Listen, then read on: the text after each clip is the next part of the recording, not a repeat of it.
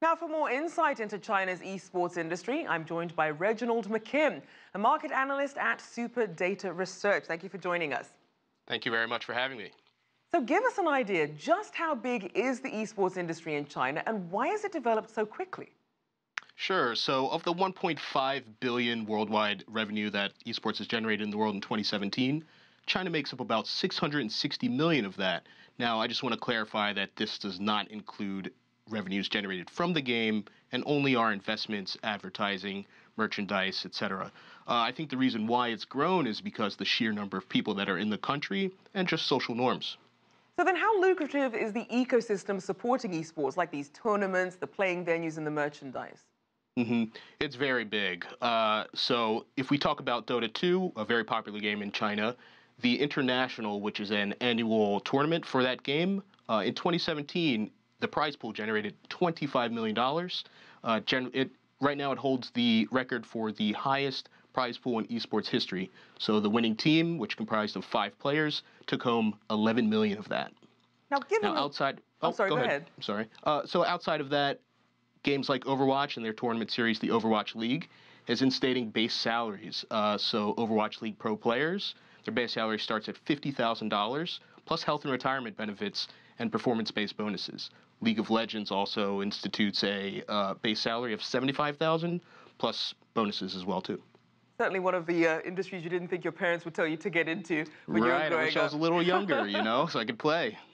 Now, it's interesting, given all this money involved, you have some of these local governments really trying to develop esports into a major industry to really benefit their economies. We know that Shanghai is planning to become a capital of esports. What do you think of these initiatives?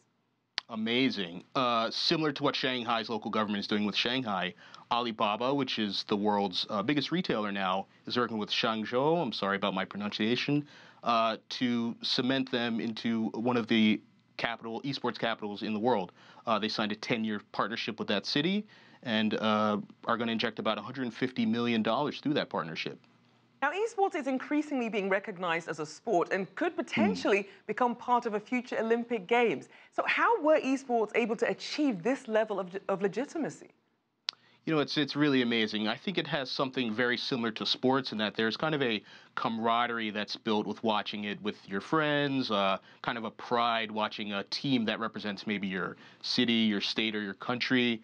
And, it's just natural for humans to kind of watch the best of the best, watching the apex of human kind of achievement. Outside of that, what separates it from traditional sports is that a lot of the players who are watching these esports tournaments also actively play the game. So SuperData Research has found that about 82% of Chinese esports fans watch the game to kind of see what the emerging strategies are, to see what the pros are doing, and they could easily just stop watching the broadcast, go and practice those strategies themselves. And about 90% of the fans watch to see the best of the best compete against each other. So being that you see a lot of countries around the world involved in this, where does China stand compared to other countries, especially in terms of its popularity? Sure. China, obviously on top. Like we mentioned earlier, it generated about $660 million last year, 2017. And then under that, we have U.S. and South Korea. Together, they generated about $330 million.